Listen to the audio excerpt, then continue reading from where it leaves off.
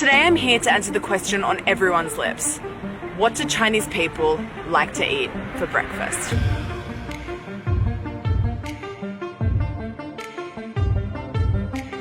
Unfortunately, there is no simple answer to that question because China is so big, breakfast options and preferences change dramatically from place to place. But I guess you could say the biggest differences exist between the north of China and the south of China. So we're going to start the journey today in the beautiful Beijing, which is in North China.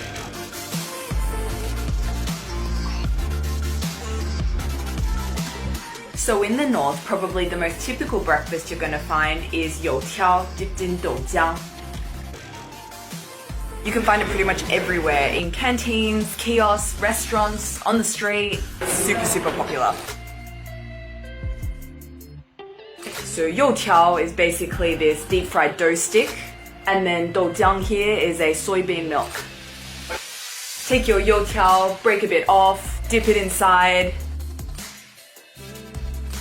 Yeah. Really good. So I guess this is kind of like the Chinese version of churros, but instead of dipping it in chocolate, you're dipping it in soybean milk. But since I'm currently in Beijing, let's check out the traditional Beijing version of this northern breakfast. And to be honest with you, I'm not really looking forward to it. So here in Beijing, the youtiao is in a round shape and it's called jiaochuar. And instead of dipping it in doujiang, they dip it in douzhi, which is this one here. This is really not my favorite thing to eat. It stinks. 豆汁是什么？豆汁是绿豆发酵的东西，你可以尝试一下。哦，好吧。你是吃不了，这属于是老北京的传统小吃嘛，估计您尝试一下吧。你喜欢吗？喜欢。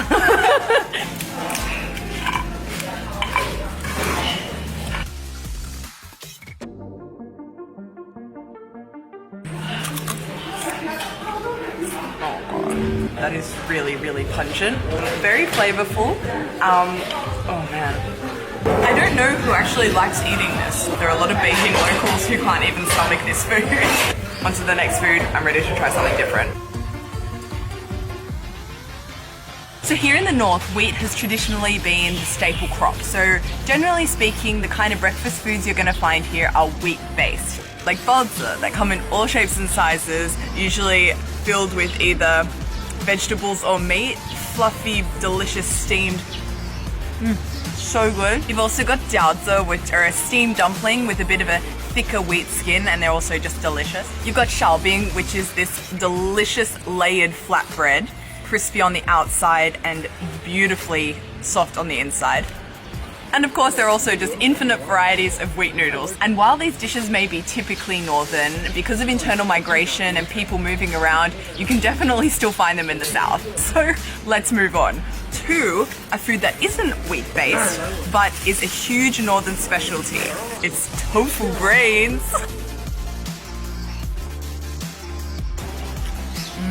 Delicious. But of course, tofu has no brains, so what is this then? It's basically just super silky soft tofu. 为什么叫豆腐脑？人的体的一般的基准不是头脑吗？对吧？是不是脑袋是吧？但是豆腐它的精华，那所以说它就是豆腐脑，就是说领袖的意思，你知道吗？豆腐中的领袖。对，所以你们外国过来尝尝中国豆腐脑，挺好的。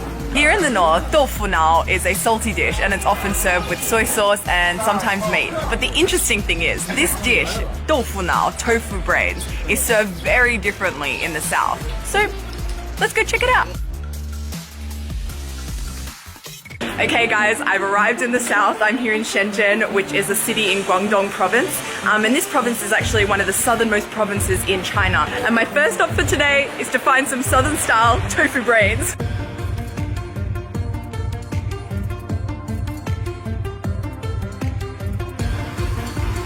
So the first difference I can notice about this dish in the south is it isn't called tofu brains here. It's called douhua, tofu flour. I love it, so beautiful. And difference number two is that here in the south, it's not served salty, it's sweet. She's just put like 2 teaspoons of sugar on the top of this. Okay, yep. No mistake about it, this is definitely a sweet dish. I have to say the texture is pretty much exactly the same as what I found in the north, but It's just a huge flavor change. 南北的口味不一样，南方人都比较喜欢吃甜的，他这边可能就是天气太热了，他们吃甜的要凉快嘛。 But the differences definitely don't end there. Whereas the north was wheat-based, here in the south, rice is king. Here in the south, some of the traditional breakfast foods you're going to find include congee, sticky rice, many varieties of rice noodles. But here in Shenzhen, there's one rice-based breakfast dish that I'm seeing everywhere. So they've got this big pot of rice flour batter, which they then pour onto a tray, shake it about to distribute it evenly, add an egg, a bit of meat, some greens, and then they let it steam for a few minutes. When they take it out and it's cooked, it's then rolled up, cut into pieces, and then topped with the most heavenly soy garlic sauce. 这是广东的特色吗？还是深圳的特色？广东的部分。你们国家有没有人吃这个？没有。 Such a lovely texture. It's like eating a pillow. 好好吃。 But I couldn't come to the south without introducing the traditional Cantonese style breakfast, yum cha.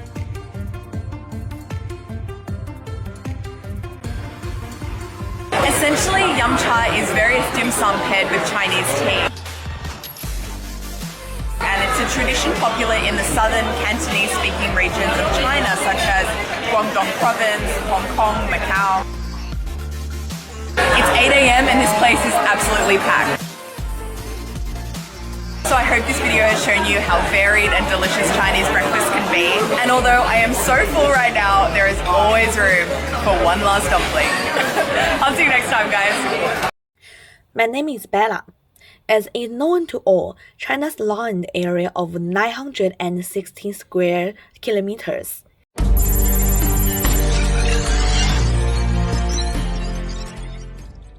The landscape contains the plateaus, mountains, plains, and so on, a variety of landforms, including all kinds of mountains. To China's land area is divided into an irregular shape.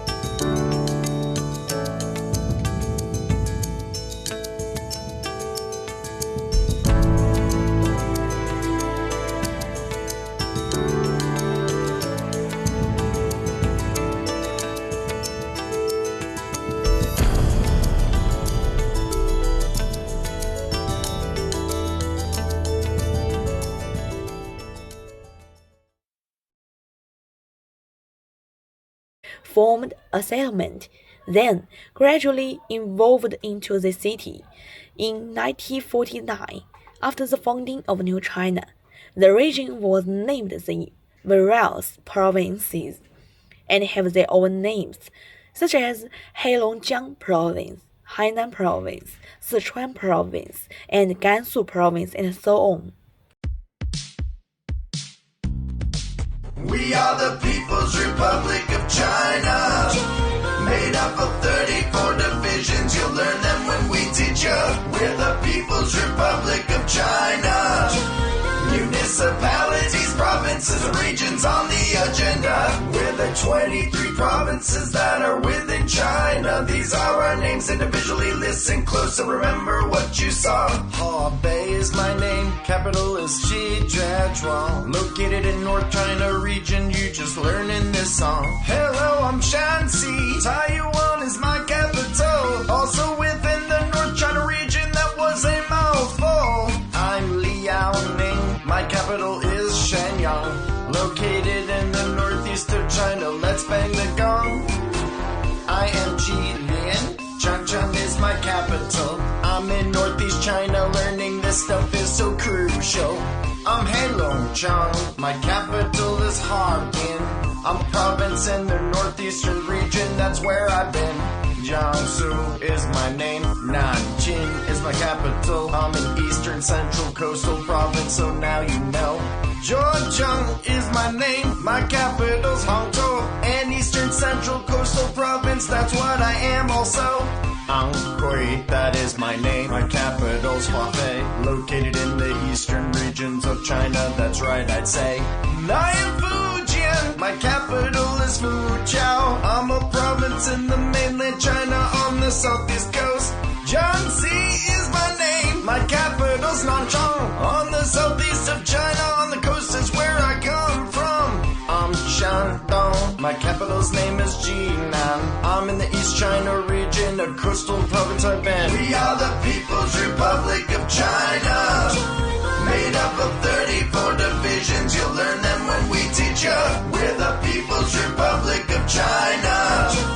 Municipalities, provinces, regions on the agenda. We're the 23 provinces that are within China. These are our names individually. Listen close and remember what you saw. Hunan is my name, my capital is Yangzhou. I'm a province in the central part of China, you know. I am Hubei, my capital's Wuhan. Located in the central China region, that's where I span. My name is Hunan, my capital is Changsha. Located in the south central region in the country of China. Guangdong is my name, Guangzhou is my capital. I'm a province on the coast of the South China Sea, you know. My name is Hainan, my capital is Haikou. I'm the southernmost province and a bunch of islands below.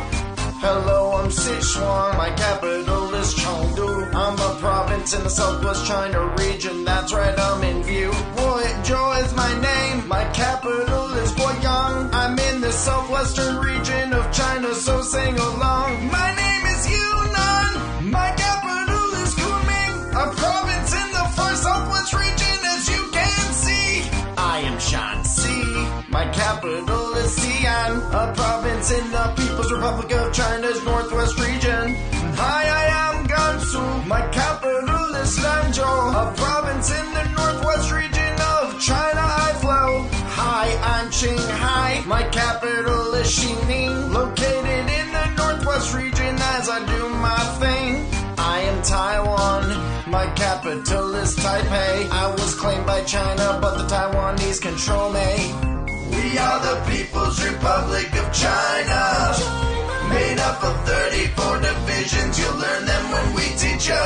We're the People's Republic of China. Municipalities, provinces, regions on the agenda. We're the 4 municipalities of the country of China. Listen for our names and locations. You're a smart one now, aren't ya? My name is Beijing and I'm the capital of China. Located in the north region, Hebei is surrounding me, see ya. I am Tianjin, municipality of China, located in the north region right next to Beijing as you saw. Shanghai am I, located in the east region, on the coast touching the East China Sea. Now I'm done. My name's Chongqing, located in southwest China region, the only municipality in inland China. Tell you again, we're the 5 autonomous regions in China, you'll learn with reason. I'm an autonomous region, my name is Guangxi. Nanning is my capital, I've heard it is the place to be. My name is Tibetan Autonomous Region too. Lhasa is my capital, that's where we'd like to see you. Hello, I'm Ningxia, located in the northwest. Come and visit Yingchuan, it's my capital at best. I am Inner Mongolia, in the north of the country. My capital's name's Hohot, as you can plainly see. Please say my name, it is pronounced Xinjiang. Urumqi is my capital, where you could be. We're 2 special administrative regions, you'll learn who we are now. My name is Hong Kong, I'm the 4th most densely populated sovereign state and territory. Hello, I am Macau, special administrative region of China is shown. We are the People's Republic of China, made up of 34 divisions, you'll learn them when we teach ya. We're the People's Republic of China, municipalities, provinces, and regions on the agenda. Because of its wide area and ancient traffic is inconvenient, regional communication is less. Under the influence of climate in different areas, different provinces in China, there are also differences in dialect culture, including the north and south of dialect culture difference the most significant. Even on many habits is exactly the opposite. Today, 4 members of the team will carry out a party. They are going to buy food for the party in pairs. Among them, there are 2 Northerners, Elvis and Jesse, and 2 Southerners, Kiana and Ethan. I can't wait to see what interesting stories will happen when they buy food. Let's take a look. Today we are going to have a party. Now we are going to buy some food in pairs in order to observe the difference of diet between South and North. We are going to assign 1 Southerner and 1 Northerner to each group.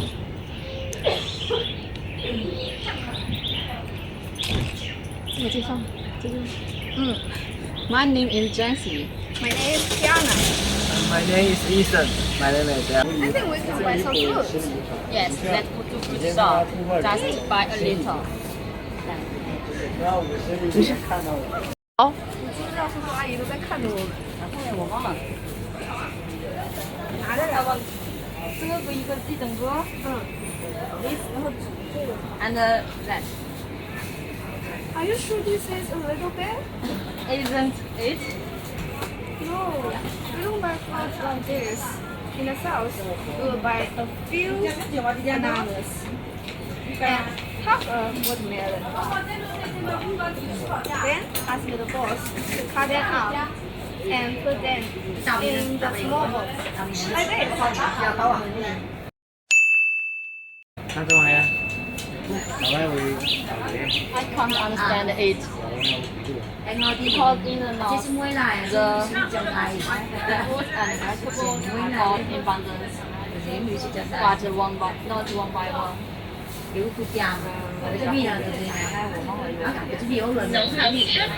you go to a market, 然后又忘了，是不是呀？什么都然后应该也差不多了，好像也。What? I have a Thailand local songs all year round. I have lived in Hainan for 20 years, and I will tell you that is true. Oh, let's buy some 粽子. I only have them for Dragon Boat Festival. I need them very much, and and the sweet zongzi is really delicious. Wait, what did you say? Sweet zongzi? That is ridiculous. Zongzi are supposed to be salty, wrapped in glutinous rice with pork and salty egg yolk. What? Well, it seems that the other group is not going well either. Do you think 粽子 should be sweet or salt? Why does China say that the South like sweet and the North like salt? To get to understand this problem, we need to go back to the North Song dynasty in 1000 years ago. Probably, Southerners like salty taste, Northerners like sweet taste.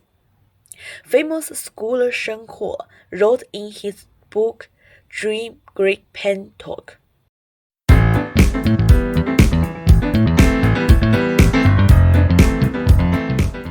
You will be surprised.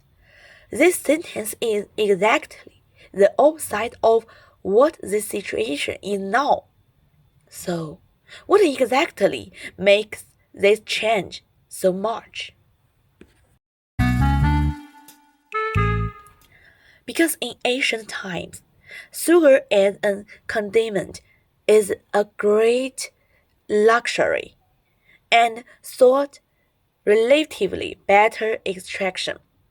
South enough sunshine and can extract salt from sweet water and salt lake. But sugar is very difficult, originally through honey, but because of the high cost, operational difficulties, only rich people can use this sugar. Ordinary people can only extract through wheat. In ancient, sugar is called yi, but this kind of sugar taste can't compare with sugar from honey. If sugar is the NBA team, then yi is the primary school team.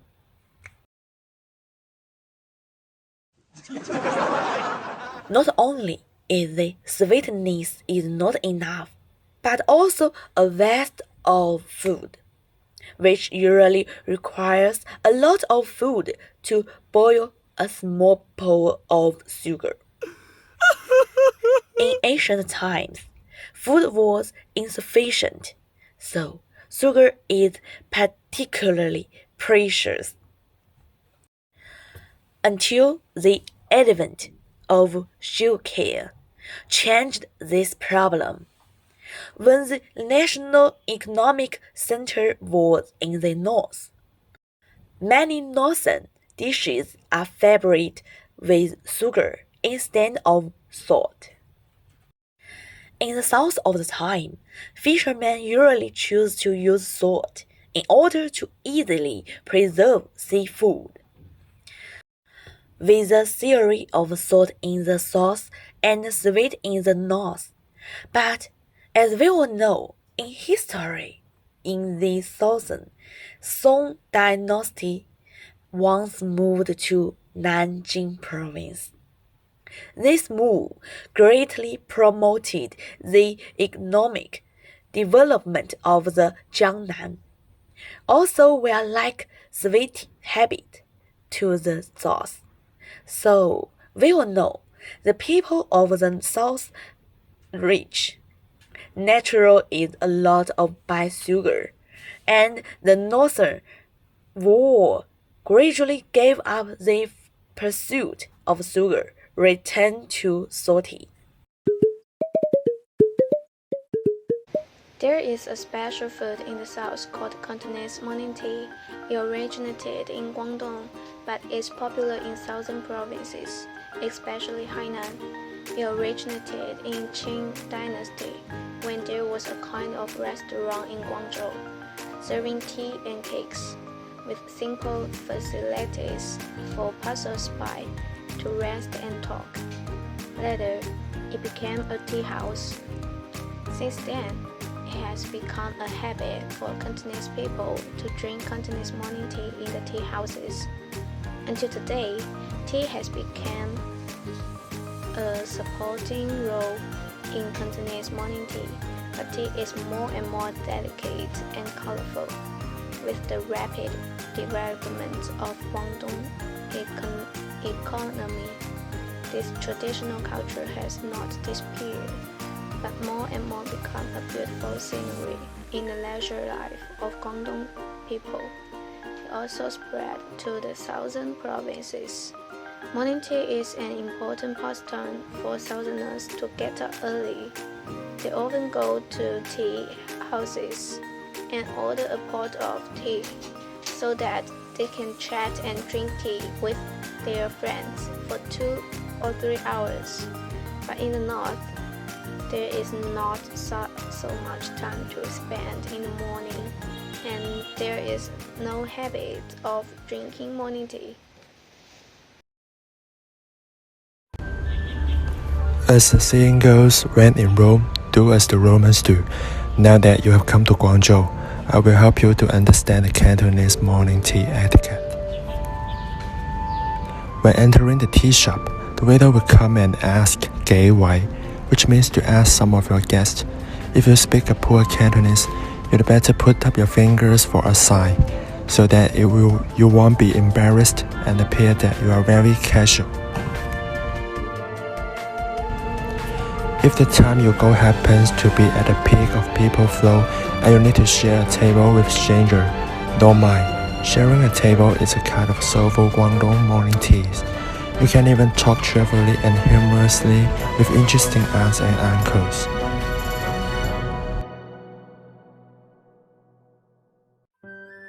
When you're sitting, the waiter will come up and ask you "Yang mei cha," which means what kind of tea do you want to drink?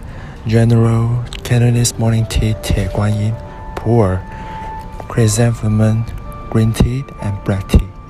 There will be Da Hong Pao, jasmine tea, Dan Cong, etc. in the new tea shop, while Tie Guanyin and pu'er. Hello, I'm Ethan. I noticed that Southerners like to eat rice and noodles, while traditional Northerners, mainly North China, Northwest China, prefer flour food. In terms of the amount of dishes, most of the dishes in the South are small and fine.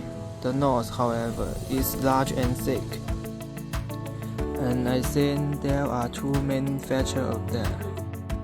First, I would like to talk about the geographical features. Because of the different latitudes and land and sea position creates different climate conditions in various regions of China. Southern China is hot and humid. It is really suitable to grow rice, so rice became the most stable food in the southern China. However, the northern climate is relatively dry and cold. It is suitable for wheat and other crops to grow.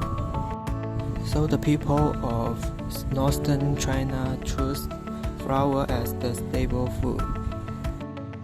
The second is the ethnic feature. China is a multi-ethnic country with 55 ethnic groups, which have different customs and lifestyles. Therefore, they are not only different in living activity, but also deeply blended with their own characteristics in food culture.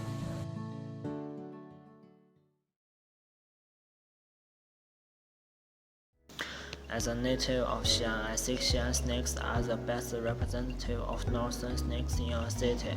Xi'an is one of the 7 most famous ancient capitals in China, with profound historical and cultural deposits and a long history of food culture. Xi'an is indispensable to test the aesthetic characteristics of Xi'an snake. 肉夹馍、陕西凉皮。Wonton and bread pieces in soup, Xi'an dumpling, banquet and so on are all very famous snakes in Xi'an, but also represent the overall characteristics of the northern snakes. What impressed me most was the mutton and bread pieces in soup. If there is kind of food that can represent Xi'an locals will not hesitate to tell you. Mutton and bread pieces is in soup, a fragrant, delicious and slightly spicy food. Northern taste is heavy. Staple food is milling paste, such as steamed bread, dumplings, noodles, steamed buns, tortillas, fried dough sticks, and so on. Cuisine is based on cooking techniques such as sauce, braising, and stewing. Animals' food has a prominent position in some regions and has the following directory cultural characteristics. The main reason is that there is less precipitation in the north and the temperature is lower. The cultivated land is mostly dry land, which is suitable for the growth of the dry and cold-resistant wheat. Ethnic and traditional factors, religions and cultural factors, social and economic development level, and other cultural factors also have an important impact. When exploring the theme of this video, our group further raised a question. With the development of transportation and online shopping platforms and logistics, the regional distance will gradually disappear. So, will the food cultural differences between the North and the South disappear? We conducted a search in Baidu, Wikipedia, and related paper websites, and there is no relevant theoretical literature. But there are also many people on the internet who think this result is possible. However, our group believes that regional communication between different dialects can promote cultural communication. But if the dietary difference disappears, it may be the unique cultural characteristics of a certain region. So, protecting dietary difference is also protecting our diverse cultural characteristics. After watching this video, what do you think and have questions? Welcome to discuss with us.